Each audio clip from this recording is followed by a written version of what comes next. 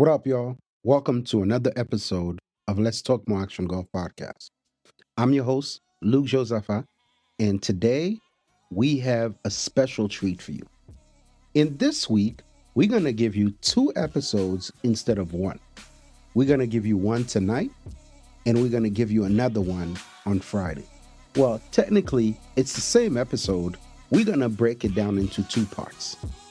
Today, we have two guests. We have Wayne Dawson, founder, creator of Lowfadegolf, and we have Jason Osborne, who's the founder and creator of Scorecardpics.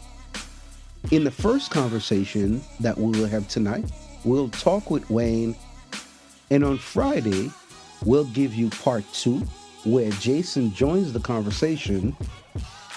Now, you must be wondering, why are we having this conversation with Jason and Wayne? Well, one of the reasons that I wanted to have this conversation is because I wanted to highlight the camaraderie, the community that you find when you become a golfer, you get on the golf course. Wayne and Jason are people that I've known for less than a year, and I've only met them on the course. And both of these gentlemen have been nothing but kind, generous with their time, with their advice, and their ability to include everyone who comes around. So I'm super grateful, and I wanted to give you all a taste of this. This conversation you'll hear, there is no great pitch. Wayne is not selling anything. But what you get across is that you'll hear from Wayne the kind of person that he is, and that's what made me wanted to have him on the podcast. I met Wayne because I started watching his videos of Lowfadegolf on Instagram, and one day while I was at Clear Creek, I happened to see someone who looked like him, and I approached him. I said, "Hey man, what's up? I think I'm watching your videos. I appreciate that." And it was really encouraging for both of us. Encouraging for me because Wayne was accessible, encouraging for him, as you'll hear in the episode, because he saw that he was being acknowledged and affirmed for the work that he was doing on Instagram. And for me, that's real big. But I don't want to do too much talking. I want to just give you guys a quick update on my trial and tribulations with my group, my golf club group, the Southern Par Makers that I participated. Now, last week, during the episode, I talk about our ranking. I said Cox is number 1, I'm number 2, Chad is number 3, Chris is number 4, and Rod is number 5. I explained the reason why Rod is number 5 is because he's been really busy trying to run the world on his Jeff Bezos flow, so he hasn't had a chance to play with us. But Chad had listened to the episode, and my guy must have gotten lessons. I don't know what he did, but we played over the weekend, and the Chad that showed up was amazing. I ain't gonna lie. Chad blew all of us out the waters. From the moment that he stepped up on the tee box, he had a new routine. He was praying, literally praying. And of course, if you're praying on the tee box, you know you're gonna win. So he was praying every shot, and so he won. Chad beat me by 6 strokes. And I'm grateful. I'm happy that Chad was able to elevate his game to the point where he can beat me. So now he considers me number 3. He calls me Trey now, and then he's Deuce. It's okay, because my adage is always a step back for a bigger comeback. So Chad better watch out. I hope he's eating his Wheaties. He's on the course, because every moment that I get, I am practicing so I can get back to Chad. So I wanted to give you guys a quick update on what's happening with the Southern Par Makers, and I'll let you know the next time that I take the crown, or the number 2, the silver crown from Chad when we play again. Listen, I hope you all are having a great start of your week. I hope you're practicing your short game. You're making sure you practice your putt. Listen, grab your clubs. Let's get on the tee box. Let's get into this conversation. Let's talk more action golf. We'll be right back with Wayne Dawson of Lowfadegolf. Wayne, thank you, man, for stepping in for us to have this conversation. There's a lot that I'm super grateful for, and among these things, you, because I remember watching you with Low Fade Golf, and then one day I went to Clear Creek, and I think I saw. I'm like, wait, that guy looks familiar, and I ran over to talk, and I think that was my inspiration to Let's Talk More Action Golf. So how are you doing today, man? Man, first off, I want to say thank you for having me on the podcast. This is my first, anything like this, so I'm excited. Second off, it was great meeting you that day. That kind of, drove me to keep making them videos and going a little bit harder anyway. When I found out, oh, people actually watch, so that was exciting. So how'd you get started doing the videos? Well, that's an interesting question. I have a couple people who kind of inspired me to start, recording. I had thought about doing something similar to recording videos for a while, but my friend Eric Jack, I think you've met him before, and another friend of mine, Anuj, a really good golfer, both of them. I was playing golf with them one day, and they were just like, you know what, just go ahead and do it. I mean, what are you waiting on? So started recording myself. Now, you saying I told you I wasn't embarrassed. I was embarrassed a lot of the times when I first started making the videos. Not so much embarrassed to, record them, but it's just I felt like I was wasting people's time behind me, stuff like that. I got the process down and figured out, okay, this is what I have to do. It started to get easier and easier. That helped me out a little bit. So where did the name come from? Low Fade Golf. Okay, great question. So when I was younger, I always used to rock a low fade. I don't really have one anymore. But yeah, so and I thought when I first started playing golf, my shot was a low fade. It always would go low and right.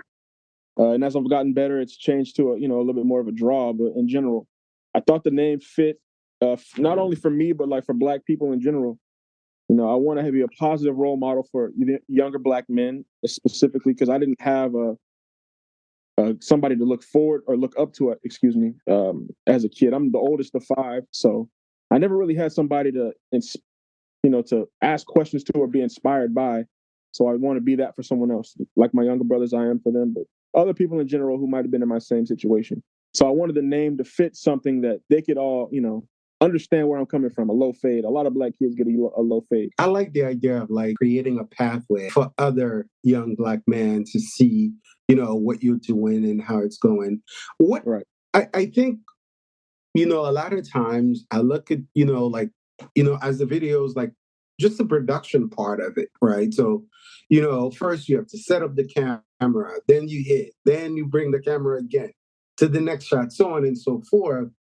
Was there any time where you kind of like, I think we talked a little bit like not knowing who was watching, right? Because you were only doing Instagram, right? You weren't doing YouTube yet, and so there's no real way of checking the stats to determine how many people are actually watching. Like, was there a time when you felt maybe discouraged?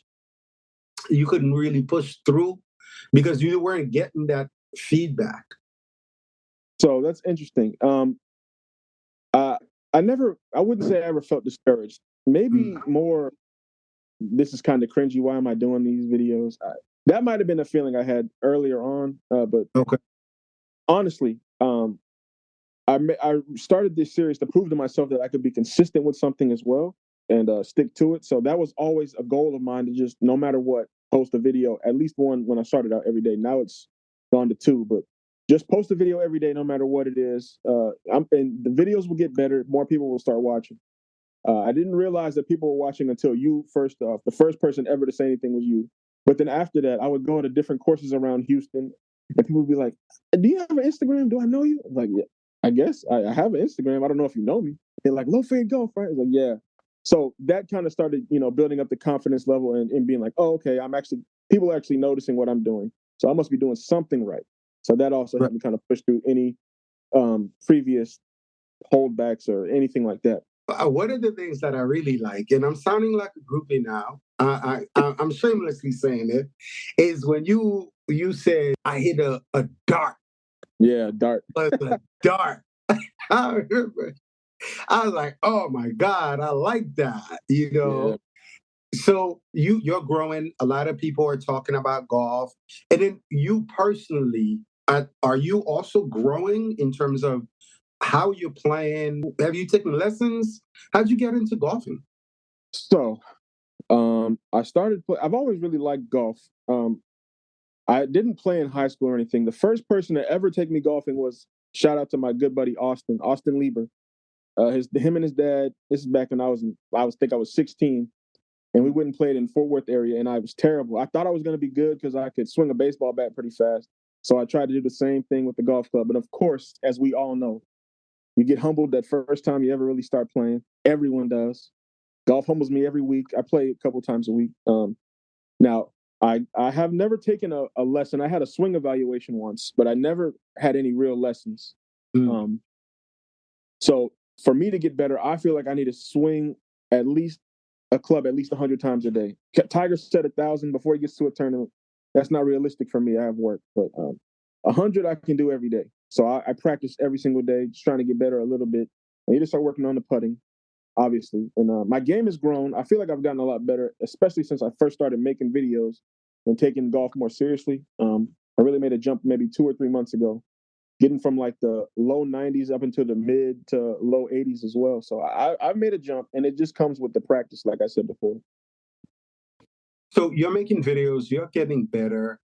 Like, how are you this is this still something that you're doing just to satisfy you, or do you see something growing from low fade golf? Well, I would love for it to grow into something I could do as a real business, or make a change some way. I'd love for people to be able to look at low fade golf, or any of the people who I play golf with, you included, or Jason, who Mm-hmm. we'll speak to later, to be able to see low fade golf, or eventually post their videos on my channel too, or other people who are inspiring to me or could be inspiring to others, good black men, could join a movement of some sort, and be able to be positive role models, like I said before, for the younger black men.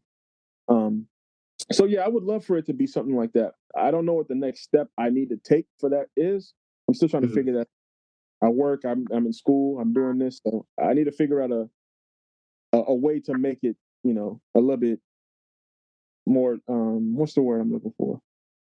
More pointed in the right direction. Are you a fan of golf or a golfer? Right. I think there are people who are really a big fan of golf. They watch golf.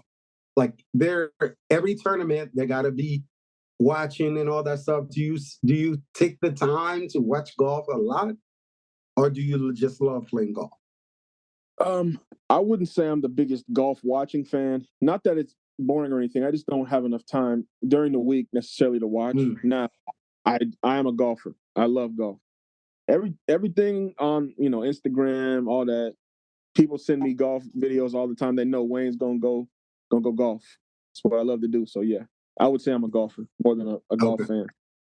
Okay. So in an episode earlier, I was talking, and I was saying how I like the LPGA because I feel like those people, you see them recovering from mistakes, whereas the PGA, 90 or 90%, 95% of the time, like it's tee shot, second shot on the green, birdie. And Yeah, for me, I got in a lot of trouble for saying this.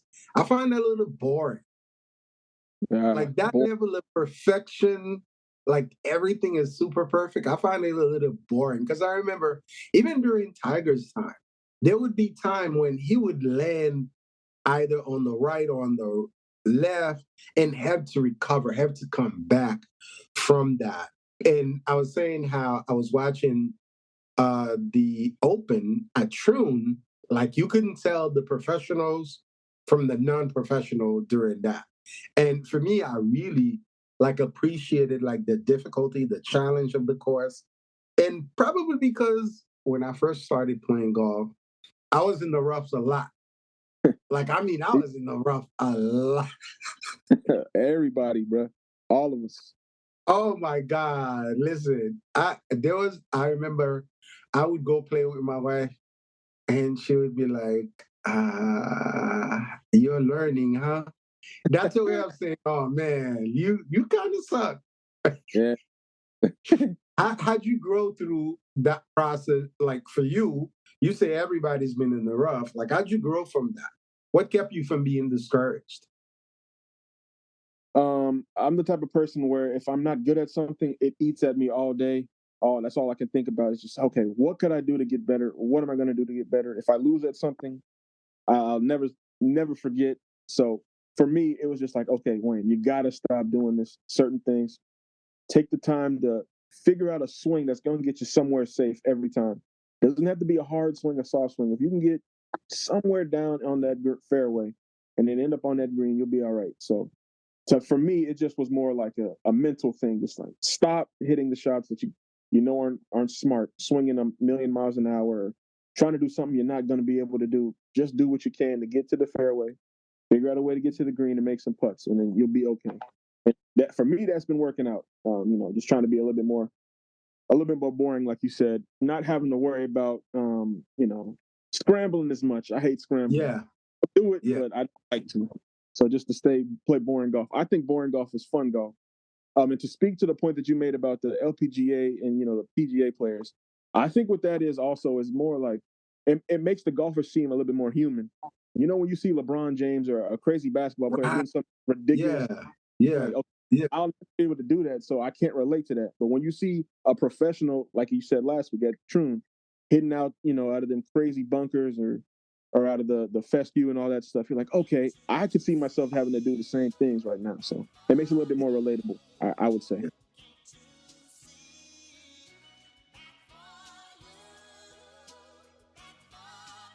Thank you for tuning in to Let's Talk More Action Golf podcast. We hope that you've enjoyed today's episode. A big shout out to our producer and creative director, Ajane Josafa, for bringing the show to life. And a special thank you to Sid Mack for our fantastic music.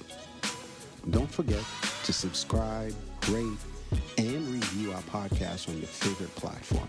Follow us on social media for the latest updates and exclusive content at Let's Talk More Action Golf. I'm your host, Luke Josafa. Until next time, keep swinging easy. Life's a maze, keep your head high when you going through it. I saw dead bodies look in the eyes of the living, held back cause you held back from making bigger decisions. We get lost, but this journey comes with us down, that's a given. That's a given. That's a given. We get lost, but the journey comes with us down, that's a given. That's a given. Let's talk more action golf.